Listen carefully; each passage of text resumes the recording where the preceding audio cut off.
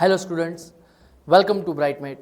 હું નીલાંશુ સોની આપના માટે બોર્ડના અગત્યના ક્વેશ્ચન્સ રસાયણ વિજ્ઞાનના chapter number 8 aldehyde ketone and carboxylic એસિડમાં જે વારંવાર બોર્ડમાં પૂછાય છે તેવા બે અગત્યના ક્વેશ્ચન્સ આલ્ડોલ કન્ડેન્સેશન્સ એટલે કે જેને આલ્ડોલ સંઘનન અને ક્રોસ આલ્ડોલ સંઘનન કહે છે, જે આપ વિદ્યાર્થી મિત્રો માત્ર ને માત્ર ગણતરીની મિનિટમાં લખી શકો તેવી શોર્ટ ટેકનિક હું આપણા માટે લઈને આવ્યો છું, જેની અંદર આપે જેટલા જ પોઈન્ટ્સ અગત્યના છે એ ખાલી યાદ રાખવાના છે. તો સૌથી પહેલો ક્વેશ્ચન છે આલ્ડોલ સંઘનનને યોગ્ય ઉદાહરણ તરીકે સમજાવો. જેને આપણે લખવા જઈએ તો તેમાં એક અગત્યની બાબત કે આલ્ડોલ સંઘનનની અંદર કે આલ્ડોલ સંઘનનમાં આલ્ફા એક આલ્ફા હાઇડ્રોજન ધરાવતા એક આલ્ફા હાઇડ્રોજન ધરાવતા વિદ્યાર્થી મિત્રો શબ્દ સાંભળજો, એક આલ્ફા હાઇડ્રોજન ધરાવતા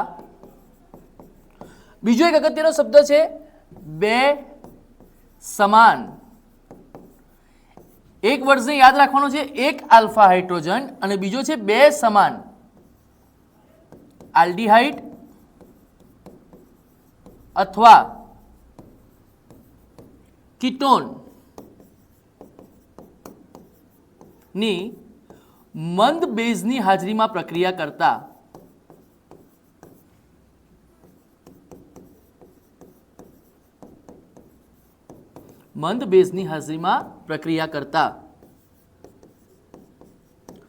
બીટા હાઇડ્રોક્સી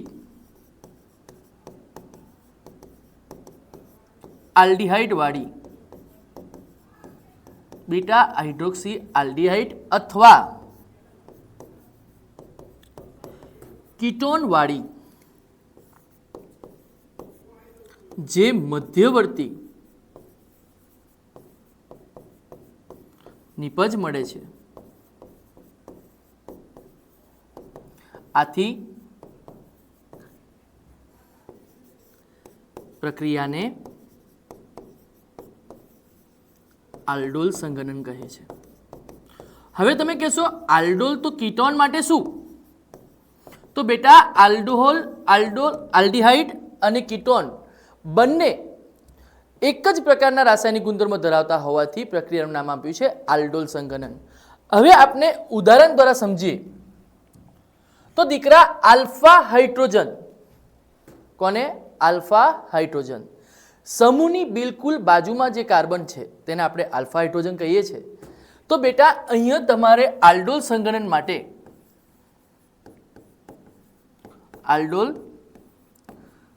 માટે મેં તમને કીધું બે સમાન, તો દીકરા એકને ટી ફોર્મમાં લખીએ. એકને જો સમૂહ છે, સમૂહની બિલકુલ બાજુનો જે કાર્બન છે જેને આપણે આલ્ફા કહીએ છીએ, અને બીજાને આપણે સિમ્પલ રીતે લખીએ. આ સમૂહની બિલકુલ બાજુવાળા કાર્બનને કહીએ છીએ આપણે આલ્ફા, જેને મંદ બેઝની હાજરીમાં મંદ બેઝ તરીકે આપ NaOH અથવા બેરિયમ હાઇડ્રોક્સાઇડને લઈ શકો છો. અહીંયાથી એક H એ અહીંયા પાઈ બંધ તૂટીને આની સાથે જોડાશે તો નિપજમાં CH3 CH OH CH2 CH. આ તમારો આલ્ફા છે, તો આ તમારો શું છે? બીટા. એટલે નિપજનું નામ છે બીટા હાઇડ્રોક્સી આલ્ડીહાઇડ. વિદ્યાર્થી મિત્રો તમારે યાદ રાખવાનું છે આલ્ફા રાસાયણિક પ્રક્રિયા દરમિયાન, તમે યાદ રાખજો આલ્ફા હંમેશા પ્રક્રિયા દરમિયાન એક જ વ્યક્તિને માર પડે છે. કોને? આલ્ફા. આ જ પ્રક્રિયાને આપણે થોડીક આગળ લઈ જઈએ અને થોડીક હીટ કરીએ, ગરમ કરીએ, તો એ જ આલ્ફામાંથી એક H અને આ OH, તો આપણો H2O છૂટો પડીને અસમિતીય હાઇડ્રોકાર્બન વાળો આપણને આલ્ડીહાઇડ પ્રાપ્ત થાય છે. જો આલ્ફા એકને ટી ફોર્મમાં લખવાનો છે ને બીજાને સિમ્પલ ફોર્મમાં લખવાનો છે. આ જ રીતે જો આપણે કીટોન તરીકે લઈએ તો હજુ કહું છું, એકને ટી ફોર્મમાં અને બીજાને સિમ્પલ રીતે, બે સમાન જ લેવાના છે. અહીંયા આલ્ફા અને પણ કહી શકશો અને પણ કહી શકશો. આપ કોને માર પડશે? આલ્ફાને. અહીંયાથી એક એચ અને આ એચ કોની સાથે જોડાશે? ઓ સાથે. મંદ બેરિયમ હાઇડ્રોક્સાઇડ. તો દીકરાઓ જો CH3 જે હાઇડ્રોજન આપે છે ને જે લે છે એ જ બંને કાર્બન એકબીજા સાથે અટેચ થાય છે. CH3 O ની જગ્યાએ થશે OH, CH2 COCH3. જો આ કીટોન અને આલ્કોહોલ બંને એક જ મધ્યવર્તી સંયોજનમાં હોવાથી આ નિપજનું નામ બીટા હાઇડ્રોક્સી કીટોન તરીકે ઓળખવામાં આવે છે. અને આનું થોડીક હીટ કરવાથી ફરીથી આપણો આલ્ફા, ત્યાંથી આપણે H લઈએ અને અહીંયાથી OH, તો આપણે શું મળશે પાછું? H2O. અને અહીંયા પણ અસમિતીય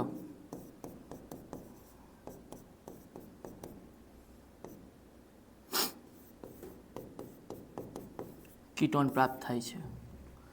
દીકરાઓ યાદ રાખવા જેવું છે તમારે અહીંયા 3 માર્ક્સમાં જે શરૂઆતની અંદર આ વર્ડ્સ અંદર આવવા જ જોઈએ બોર્ડની અંદર, કેમ કે બોર્ડમાં ચેકિંગ દરમિયાન આલ્ફા હાઇડ્રોજન એક તો ઓછામાં ઓછો આલ્ફા હાઇડ્રોજન હોવો જ જોઈએ અને એની બેઝની હાજરીમાં પ્રક્રિયા કરતા બીટા હાઇડ્રોક્સી આલ્ડિહાઇડ અને કીટોન પ્રાપ્ત થાય છે. એટલા માટે આ પ્રક્રિયાને કહેવાય છે આલ્ડોલ સંઘનન. ત્યારબાદ તમે આ બંને ઉદાહરણમાંથી કોઈ એક ઉદાહરણ લખીને નીચે અગત્યમાં લખવું જરૂરી છે કે શા માટે આલ્ડોલ નામ આપ્યું ને શા માટે કીટોન. તો મેં તમને કીધું એ પ્રમાણે કે જો આલ્ડિહાઇડ હોય તો આલ્ડિહાઇડના મધ્યવર્તી સંયોજનની અંદર એક જ મધ્યવર્તી સંયોજનમાં આલ્ડિહાઇડ અને આલ્કોહોલ, આલ્ડિહાઇડ અને આલ્કોહોલ બંને સમૂહ એક જ મધ્યવર્તી સંયોજનમાં હાજર હોવાથી આ નિપજને આપણે આલ્ડોલ નિપજ કહીએ છીએ. કઈ કહીએ છીએ વિદ્યાર્થી મિત્રો? આલ્ડોલ નિપજ. અને એ જ પ્રમાણે જો તમે કીટોનનું ઉદાહરણ આપો તો આમાં કીટોન અને આલ્કોહોલ એક સાથે હોવાથી નિપજનું નામ અપાય છે કીટોલ. કીટોલ નિપજ તરીકે આપણે ઓળખી શકીએ છીએ. હવે વિદ્યાર્થી મિત્રો ઘણા બધા વિદ્યાર્થીઓને ક્રોસ આલ્ડોલ લખતી વખતે કન્ફ્યુઝન હોય છે કે કેવી રીતના લખાય, કેવી રીતના 4 પ્રક્રિયાઓને નિપજોને યાદ રાખવી. તો માત્ર શોર્ટ નિપજ તરીકે તો આલ્ડોલની જેમ જ ક્રોસ આલ્ડોલમાં ક્રોસ આલ્ડોલ સંઘનન, આ ક્રોસ આલ્ડોલ સંઘનનમાં બેટા વર્ડ્સ તો તેનો તે જ કે આલ્ફા હાઇડ્રોજન તો હોય જ. આલ્ફા હાઇડ્રોજન ધરાવતા આલ્ડિહાઇડ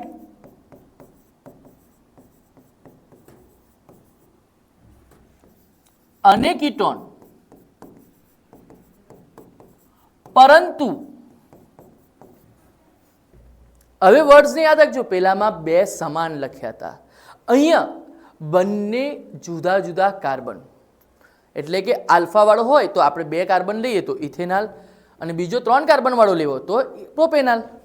તો આલ્ફા હાઇડ્રોજન ધરાવતા આલ્ડિહાઇડ અને કીટોન, પરંતુ 2 જુદા જુદા કાર્બન ધરાવતા.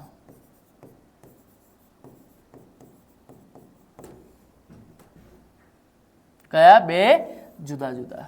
અને આ બંને જુદા જુદા આલ્ડિહાઇડ અને કીટોનની બેઝની હાજરીમાં જ્યારે પ્રક્રિયા કરીએ તો 4 નિપજો પ્રાપ્ત થાય છે.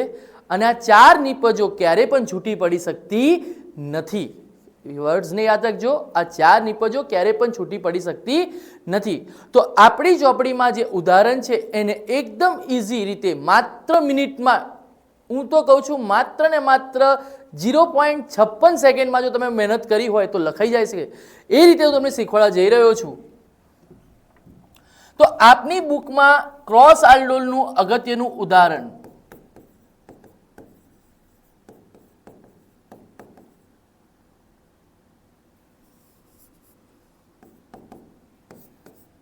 બે જુદા જુદા આલ્ડીહાઇડ, એમાં એક છે CH3 CHO plus CH3 CH2 CHO. એકના 2 કાર્બન છે, બીજાના 3. એકનું નામ છે ઇથેનોલ, બીજાનું નામ છે પ્રોપેનોલ. મંદ બેઝની હાજરીમાં પ્રક્રિયા કરતા વર્ડ્સને અગત્યનો યાદ રાખજો.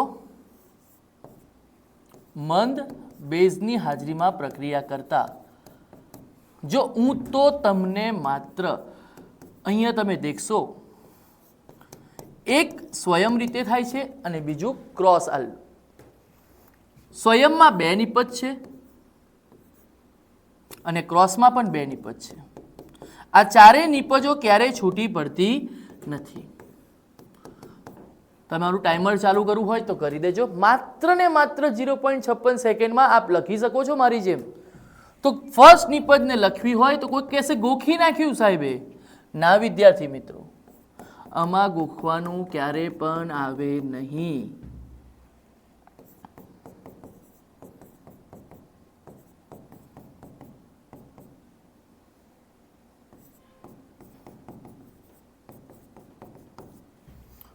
હું મારી જેમ જ આપ સૌને ફાસ્ટ કેવી રીતના લખાય છે એ આપ સૌને શીખવાડવા જઈ રહ્યો છું. જોઈ લો, મિનિટો કાઉન્ટ કરી હોય તો 56 સેકન્ડ. આ 4 નિપજોને યાદ રાખવા માટે પ્રેક્ટિસની જરૂર નથી, ખાલી દિમાગની જરૂર છે. માત્ર ને માત્ર આટલી સેકન્ડમાં આપ પણ લખી શકો છો. તો કેવી રીતના સર લખીએ? તો વિદ્યાર્થી મિત્રો, આપને કીધું કે ક્રોસ આલ્ડોલની અંદર 2 જુદા જુદા કાર્બન ધરાવતા આલ્ડીહાઇડ લઈએ તો એ વખતે અહીંયા એ નામ યાદ રાખો. એકનું નામ છે સ્વયં અને બીજું જે સંઘનન થાય છે એ થાય છે ક્રોસ. તો વિદ્યાર્થીઓ, અહીંયા તમારે આ જે છે એને A તરીકે ધારી દો અને B તરીકે ધારી દો. સ્વયંની વાત કરું તો સ્વયં એટલે પોતે પોતાની સાથે. સ્વયં એટલે પોતે પોતાની સાથે. તો પહેલી નિપજ છે તો એક કોના પરથી આવી હશે? તો કે A પ્લસ A પરથી. બીજી નિપજ છે એ B પ્લસ B પરથી આવી છે. અને ક્રોસ વાળી જે છે એમાં આપણે ક્રોસ કરી આ ધારવું બેટા ખૂબ જરૂરી છે. જો તમે અને પહેલા ને અને પછી લખો તો નિપજ થોડીક ઉલટાઈ જશે, બીજું કાંઈ થાય નહીં, પણ ક્યારે પણ ભૂલ નહીં પડે. ક્રોસ માને A પ્લસ B. હવે એનું ક્રોસ કરો તો નિપજ મળશે B પ્લસ એની. તો આ રીતે 4 મળે છે. અને વિદ્યાર્થી મિત્રો, અગત્યની જે ટ્રીક છે કે સર તમે કેવી રીતના લખી નાખ્યું? તો બેટા મેં મારી પાસે આ બંને જે A અને B અને B જો આ રીતે ધારી રાખું તો એ પ્રક્રિયા દરમિયાન જે નિપજો પ્રાપ્ત થાય છે એમાં મેં તમને કીધું છે કે હંમેશા માર કયા કાર્બનને પડે? તો તમે કીધું છે આલ્ફાને. કોને પડે? આલ્ફાને. તો અહીંયા આલ્ફા કાર્બન કોણ? આ. અહીંયા આલ્ફા કોણ? તો કે આ. ચૂપચાપ તમે દેખશો તો કે આ આલ્ફાનો CH છે અને આનો CH3 છે, એને ઓલ્ટર ચેન્જ કરી દો. અહીંયા CH3 આપી દો અને અહીંયા H આપી દો. તો જો તમને A, B અને B અને A ની સરળતાથી નિપજો પ્રાપ્ત થશે. હું તમને વિડીયોમાં બતાવું છું કે A ની લઈએ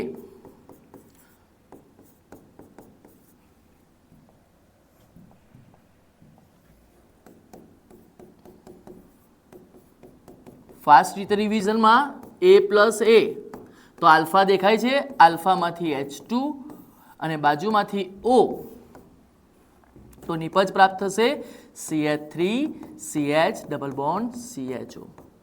આ તમારી ફર્સ્ટ નિપજ.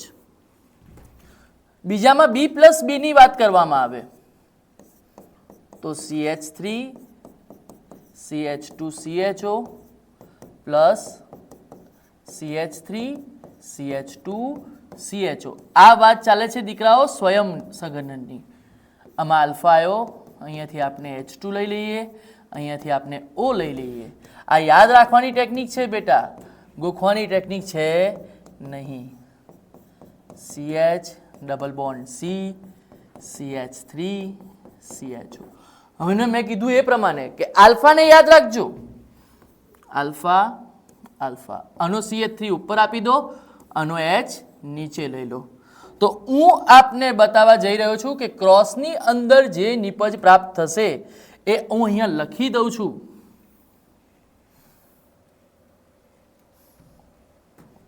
જો મેં તમને 2 જ મિનિટમાં લખાવી દીધી હતી કે CH3 CH double bond C ઉપર આવી જશે CH3 CHO અને નીચેમાં થશે CH3 CH2 CH double bond CH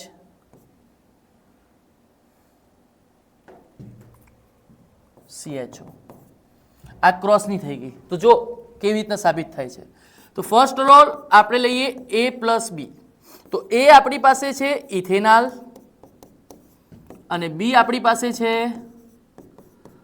આપનો પ્રોપેનોલ. આલ્ફા કાર્બન કયો છે આપણી પાસે?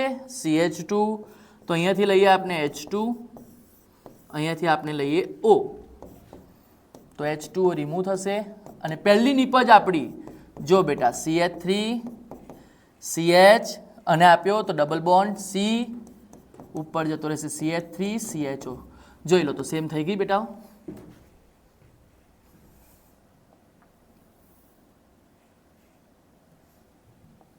સેકન્ડ નિપજમાં ક્રોસ કરવાનું છે તો B પ્લસ A. તો વિદ્યાર્થી મિત્રો CH3 CH2 CHO CH3 CHO. આમાં આલ્ફા કોણ છે? CH3. તો અહીંયાથી આપણે લઈએ H2, અહીંયાથી લઈએ O. તો આપણી પાસે સેકન્ડ નિપજ જે ચોથા નંબરવાળી છે જેમાં CH3 CH2 આવશે, પછી CH, CH3 ની જગ્યાએ થઈ જશે CH CHO.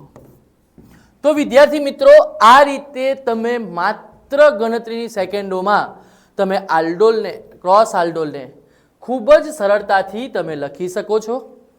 હજુ પણ કહું છું તમે આ રીતે A અને B ધારી લેશો તો પહેલી બે નિપજોના ખાલી ઇન્ટરચેન્જથી જ CH3 ને H થી આપ લખી શકો છો. તો આ રીતે અમારા વિડીયોને એક્સેપ્ટ લાઈક કરી અને તમે સબસ્ક્રાઇબ કરી દો. તો આ રીતે નવા સવાલો તમારી સમક્ષ માત્ર ગણતરીની સેકન્ડોમાં કેવી રીતના લખાય છે એ શીખવાડીશું. જય હિન્દ, જય ભારત. બ્રાઇટ પેટને ફોલો કરી દેજો.